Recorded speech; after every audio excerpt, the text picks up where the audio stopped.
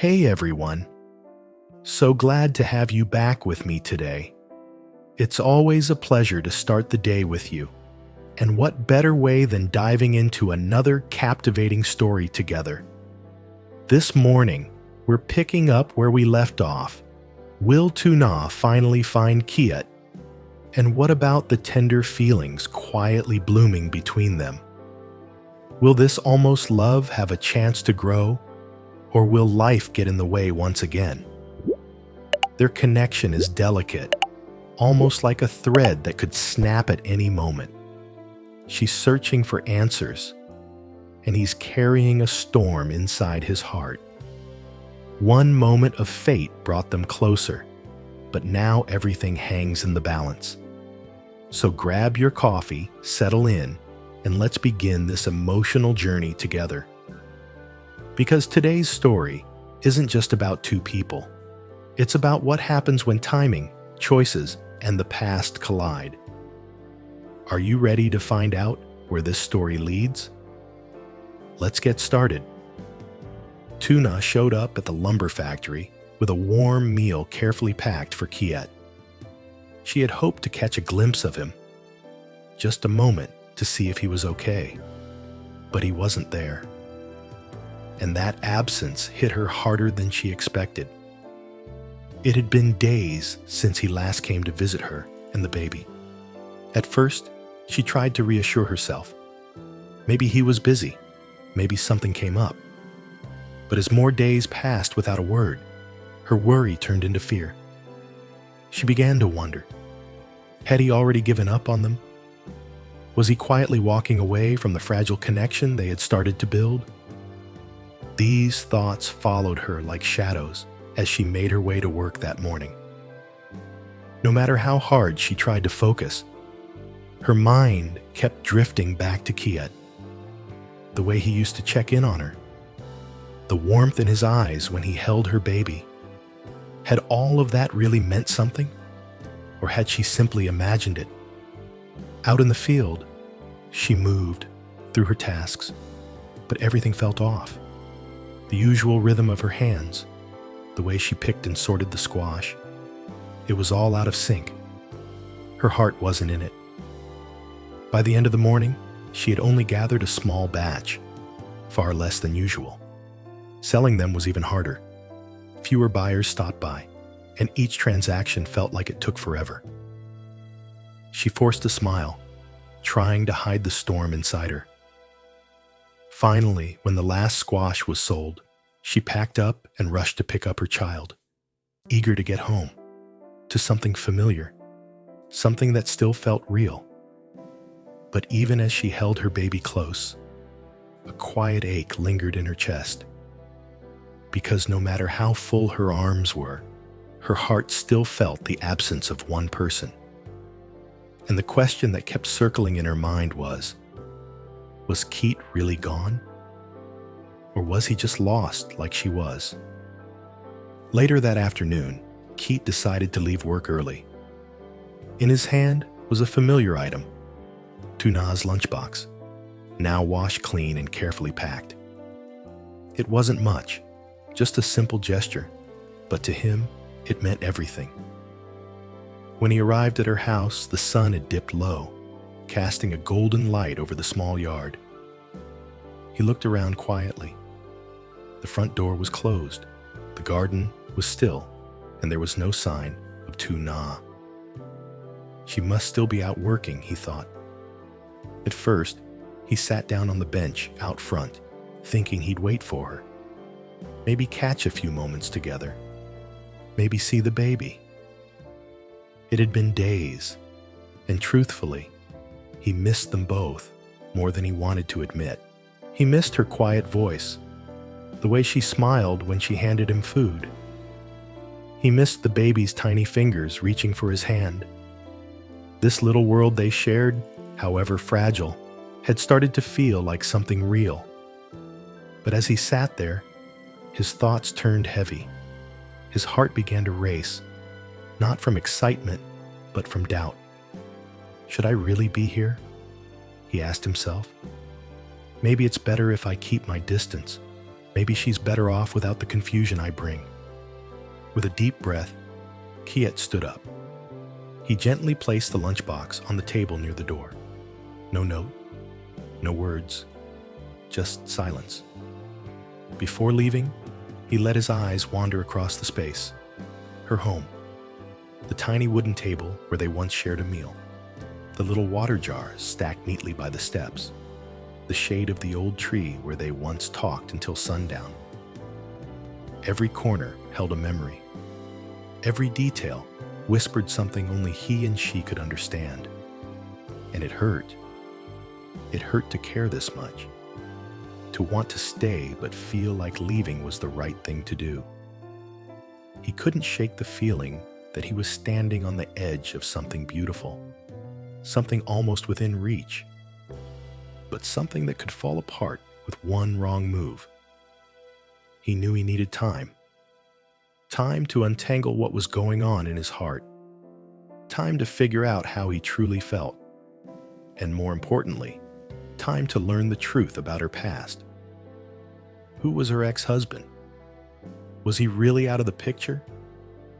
Was he someone Tuna still carried in her heart? Or worse, was he someone dangerous? Kiet didn't want to push himself into her life without knowing.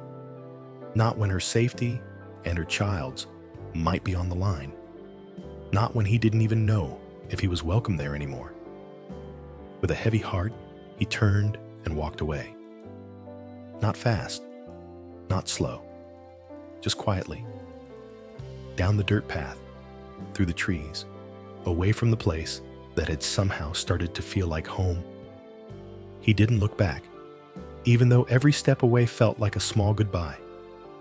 But as he walked, one thought stayed with him. I'm not walking away forever. I just need time. Time to understand, to heal, and to protect the people I care about, even if that means doing it from a distance. And with that, Keat disappeared down the path, his footsteps fading into the evening light, carrying a heart full of questions and a silent promise that this wasn't the end. It had been a long, draining day. Tuna was exhausted, physically and emotionally, as she made her way home with her baby cradled in her arms. Her daughter had fallen asleep on the way, her tiny head resting gently on her mother's shoulder. Once they reached the house, Tuna quietly laid her on the bed, adjusting the blanket to make sure she was warm and comfortable. She let out a soft sigh, rubbing her tired eyes. There were still small chores to finish, things she hadn't been able to get to earlier because her mind had been too clouded with worry. Stepping out onto the front patio, she headed toward the table where she usually sipped tea and watched the sun dip behind the hills. That's when she saw it. Sitting there, in plain view, was the lunchbox she had brought to the lumberyard for Kiet. It had been cleaned, carefully washed, and neatly set on the table, as if returned with quiet intention. Her heart skipped. Kiet was here, she thought, eyes scanning the space, as if he might still be nearby. But why didn't he wait for me? She stood still for a moment, trying to process it all. Then panic kicked in. She turned on her heel and ran toward the road, calling out desperately into the fading light. Keat! Are you still here? Keat, it's me. Her voice rang out, echoing across the empty path and into the trees behind the house. Kiet, please answer me. Were you just here? But there was no reply. Only the wind. Only silence. Tuna stood at the edge of the garden, chest heaving, heart pounding, not from the run, but from the hollow echo of her own voice. Her calls went unanswered, and the ache in her chest grew heavier with each second that passed. Her mind raced. Had he really been here? Was he trying to avoid her? Was this his way of saying goodbye without actually saying it? A terrible thought crept in. What if he's walking away? For good. She swallowed hard, standing frozen in place, the light beginning to dim around her. The worst fears she'd been carrying the past few days began to feel dangerously real. Was Keat done with them? Had he made the decision she was too afraid to name? Her eyes dropped to the lunchbox. That quiet, wordless gesture somehow felt more painful than any rejection. Because it was kind. Because it was careful. Because it was final. But then something shifted in her. Number. She wasn't going to be left in the dark again. Not without answers. Not when her heart was screaming louder than her fear. If Kiet had truly come all the way here just to leave that lunchbox. If he had walked away while she was just moments too late, she needed to know why. She needed to hear it from him. She couldn't live with maybes, with assumptions, with sleepless nights wondering if he still cared. Without thinking, her feet were already moving. She dashed down the road, the same path she guessed he might have taken just minutes earlier. Her pace quickened, fueled by urgency and raw emotion. She didn't know exactly where he'd gone or if she'd even catch him. But she knew one thing for sure. She wasn't going to let him walk away without a conversation, without closure, without a fight. Tuna ran through the quiet street, past the familiar houses and fading sun, driven by this simple, powerful truth that when something matters this much, you don't let it slip away without trying. But the question remains, will she find Kiet in time? And more importantly, what happens next? Is this just a momentary misunderstanding or the beginning of a permanent goodbye? Their connection has always been delicate, born in silence, nurtured through small gestures, and now tested by distance and fear. Tuna is chasing more than just a man. She's chasing the hope that what they've shared meant something real, something worth fighting for. As she runs toward the unknown, her heart is filled with questions. Does Keat still care? Is he waiting for her somewhere, torn like she is, unsure of what the future holds? Or has he already made his decision to walk away, leaving behind a bond that never had the chance to fully bloom? The next chapter is still unwritten, but one thing is clear. Tu Nha isn't ready to give up, not yet. So stay with us, because the story's not over, and what happens when she finally catches up to Kiet might change everything. Về phía Kiệt, những gì vừa xảy ra như một cú đánh mạnh vào trái tim anh. Nỗi đau len lỏi từng nhịp thở, đè nặng lên tâm trí. Anh cố gắng tỏ ra bình tĩnh, cố gắng giữ mình không gục ngã, nhưng trong lòng mọi thứ gần như sụp đổ hoàn toàn. Anh chưa kịp mở lời, chưa kịp nói ra tình cảm thì đã cất giấu bấy lâu, trước tỏ lời yêu thì hiện thực thật vũ phàng ập đến. Chính sự im lặng ấy, sự chậm trễ ấy đã trở thành một nỗi giày vò không lười, khiến anh rơi rứt khôn nguôi.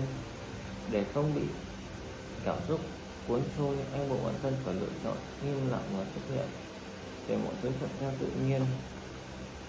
Nhưng im lặng không đồng nghĩa với bình yên, và thế là anh lao mình vào công việc. Ở vị trí mới lẽ ra việc cần phải giám sát, điều phối, không cần trực tiếp nhúng tay vào các công việc nặng nhọc. Nhưng hôm nay anh chọn làm. Anh sẽ thay áo cùng công nhân từ sáng đến tối. Không hiểu một chút nào anh làm không phải vì trách nhiệm, mà cần vì một điều nó mạnh để lấp đi khoảng trống trong lòng, đủ bận rộn để không còn thời gian nghĩ đến nỗi đau dòng xé trong tim. Chỉ có công việc, những tiếng cưa, tiếng gỗ va vào nhau, mồ hôi giống tới trên trán mới tạo giúp anh nguôi ngoai giữa những thanh gỗ và lớp bụi mịn thiệt cố